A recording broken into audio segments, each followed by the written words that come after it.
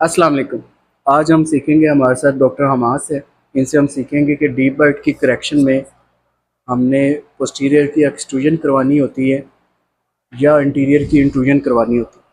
किन केसेस में हम पोस्टीरियर की एक्सट्रूजन करवाएंगे और किन केसेस में हमारे लिए फेवरेबल है कि हम इंटीरियर की इंट्रूजन करवाएंगे। जी डॉक्टर हमास, इसके बारे में बताइए। अच्छा, सबसे पहले हम ये देख लेते हैं कि हम जो चीज़ कंसिडर कर रहे हैं ना, वो सिर्फ हमारी डीप बाइट की प्रॉब्लम है, वर्टिकल प्रॉब्लम जो है। इस वक्त हम बाकी जो चीज़ें हैं साथ उनको एड्रेस नहीं कर रहे, हम सिर्फ ये देख रहे हैं कि हमारे पेशेंट में डीप बाइट है। अब हमारे पास इसको ठीक करने के दो तरीके हैं। पहला ये है कि हम इंटीरियर्स में से अपर या लोअर को इंट्रूड करवाएं, जिससे हमारी जो ओवर बाइट है वो कम होगी। दूसरा तरीका ये है कि हम पोस्टीरियर्स की एक्सट्रूजन करवाएं, जिससे हमारे पास ये इफेक्ट आएगा कि mandible downward and backward rotate करेगा और हमारी जो ओवर बाइट है वो नॉर्मल होगी, डीप बाइट करेक्ट होगी। अब हमने ये कैसे डिसाइड करना है कि हम जो हमारी डीप बाइट है उसको इंट्रूजन्स इंटीरियर की इंट्रूजन से करेक्ट करें या पोस्टीरियर्स की एक्सट्रूजन से करेक्ट करें। अब उसमें हम पहले देख लेते हैं कि इंट्रूजन्स किस केस में की जा सकती है। अब जब आप इंट्रूजन्स की बात करते हैं तो हम जो आपकी डीप बाइट है वो दो तरीक़ों से ठीक करेंगे। या तो आप अपर की इंट्रूजन्स करवा सकते हैं या आप लोअर की इंट्रूजन्स करवा सकते हैं। दोनों ही तरीक़ों से आपकी जो डीप बाइट है वो एड्रेस हो जाएगी और वो नॉर्मल रिलेशन के अंदर आ जाएंगे वर्टिकल जो आपके इंसाइजर से।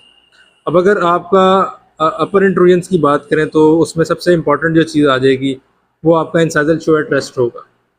फॉर एग्जांपल, आपका patient incisal show at rest है, उसका जब आपने ट्रीटमेंट स्टार्ट करना है 3 मिलीमीटर और आपने डीप बाइट करेक्ट करने के लिए फॉर एग्जांपल 3 मिलीमीटर या 2 मिलीमीटर की इंट्रूजन्स करवानी है, तो हम ये कह सकते हैं कि जब आफ्टर इंट्रूजन्स उसका जो इंसाइजल शो एट रेस्ट है वो 1 मिलीमीटर या 0 हो जाएगा, तो वो हमारे लिए एनेस्थेटिक है।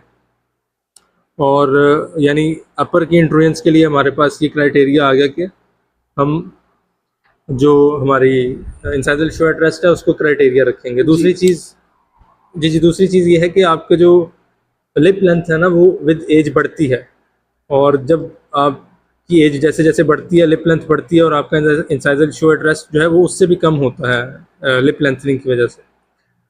तो प्रॉब्लम ये आएगी कि अगर आप अपर की इंट्रूजन से अपनी डीप बाइट करेक्ट करते हैं तो विद एज आपके पेशेंट का इंसाइजल शो अगर आफ्टर इंट्रूजन नॉर्मल भी था तो विद एज वो कम होता जाएगा और वो आपके लिए with as anesthetic effect show करेगा।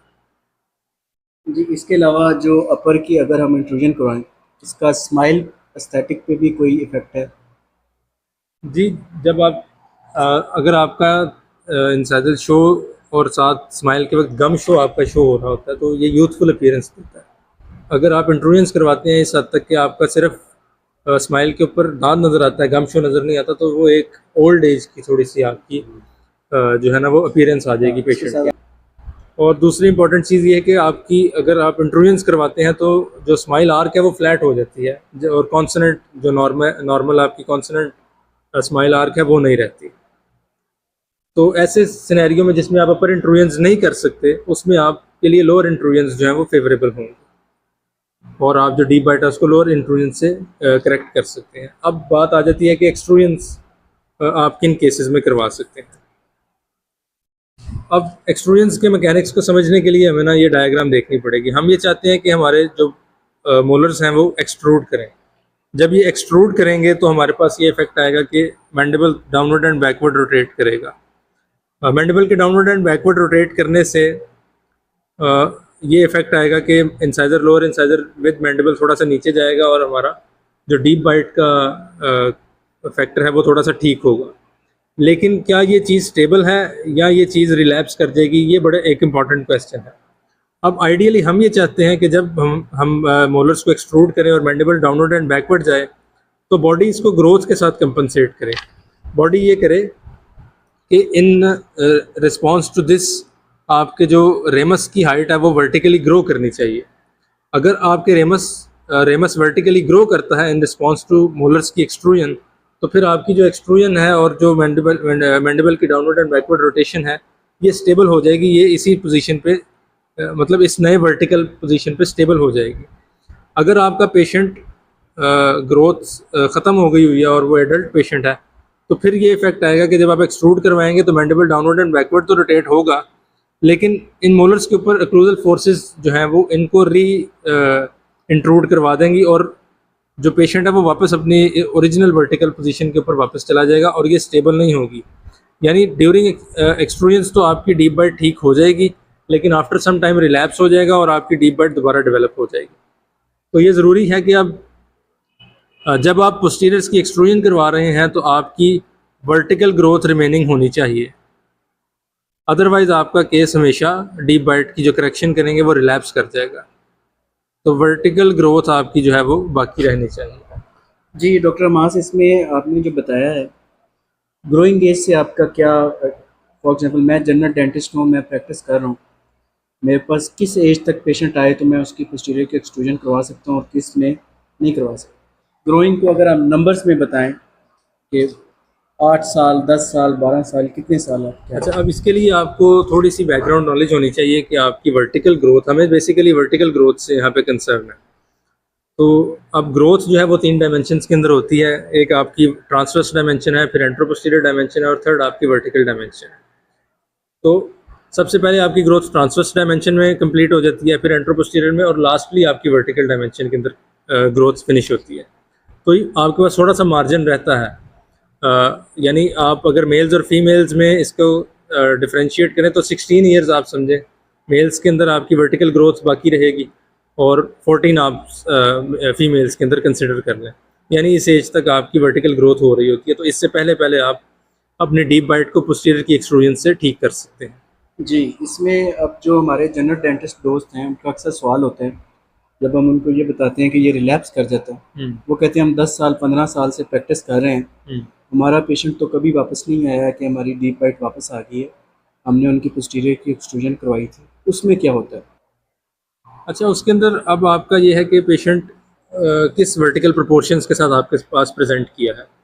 अगर तो आपका पेशेंट लो एंगल या नॉर्मल एंगल के साथ आता है तो लो एंगल में हमें पता है कि मस्कुलेचर जो होता है और मस्कुलेचर जो है वो स्ट्रॉन्ग होता है और उसमें तो आपका रिलैप्स होता ही होता है, और सिमिलर जो आपका नॉर्मल एंगल केस है उसमें भी ये रिलैप्स हो जाता है। जो आपका हाई एंगल केस है उसके अंदर आपका मस्कुलेचर जो है ना वो थोड़ा सा वीक होता है और उसमें इतनी फोर्सेस यूजुअली नहीं लगती कि आपके री इंट्रूड हो जाएं आपके जो मोलर्स हैं। तो उसमें प्रॉब्लम ये आती है कि एक तो आपका जो मैंडिबल है वो डाउनवर्ड एंड बैकवर्ड रोटेट कर जाएगा, तो आपका हम ये मान लेंगे कि हमारा जो डीप बाइट है वो करेक्ट हो जाएगी और यानी जो प्रॉब्लम थी वो हमारी स्टेबल भी रहेगी, यानी जो हमने ट्रीटमेंट किया वो रिलैप्स नहीं करेगी। लेकिन उसमें जो प्रॉब्लम आएगी वो ये आएगी कि एक तो already patient high vertical proportions के साथ आया, यानी उसकी फेशियल हाइट इंक्रीज होगी, तो हमने जो मैकेनिक्स यूज़ किया उसने भी डाउनवर्ड एंड बैकवर्ड रोटेशन किया जिससे उसकी फेशियल हाइट फर्दर इंक्रीज हो जाएगी। दूसरी प्रॉब्लम ये आएगी कि अगर आपका पेशेंट क्लास 2 के साथ प्रेजेंट कर रहा है तो ये मैंडिबल को बैकवर्ड भी आपके मैकेनिक्स में पुश कर रहे हैं, तो वो जो आपकी क्लास 2 है वो उसकी फर्दर वर्सनिंग हो जाएगी इस केस के अंदर। तो अगर आपका जो जनरल डेंटिस्ट कहते हैं कि हमारे जो केस है उसमें रिलैप्स नहीं हुआ तो वो हाई एंगल केसेस के अंदर ये सिनेरियो आता है, लेकिन उसमें जो बाकी हमारे साइड इफ़ेक्ट्स हैं वो जो है वो हमें इस बात को वाज़े करेंगे कि ये मैकेनिक्स हमने यूज़ नहीं करने हाई एंगल के।